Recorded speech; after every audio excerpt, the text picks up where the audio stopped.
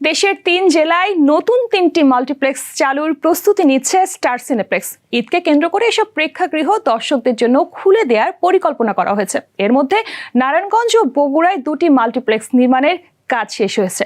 প্রতিষ্ঠানটির জ্যেষ্ঠ ব্যবস্থাপক মেজবাউদ্দিন আহমদ জানান, নারায়ণগঞ্জের জালকুড়ি এলাকায় সীমান্ত টাওয়ারে নির্মাণাধীন শাখাটিতে 3টি হল থাকবে। সবকিছু ঠিক থাকলে পবিত্র ঈদ উল ফিতরেই এটি দর্শকদের জন্য উন্মুক্ত করা হবে। টানা তৃতীয়বার অর্জন করেছে দেশের সেরা সুপার ব্র্যান্ড স্বীকৃতি বসুন্ধরা টিস্যু।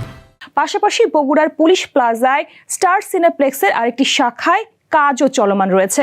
সেখানে 2টি হল থাকবে এবং চলতি বছরের মধ্যে এটি চালুর লক্ষ্য নির্ধারণ করা হয়েছে। এর আগে স্টার সিনেপ্লেক্স সারা দেশে 100টি পর্দা চালুর ঘোষণা দিয়েছিল।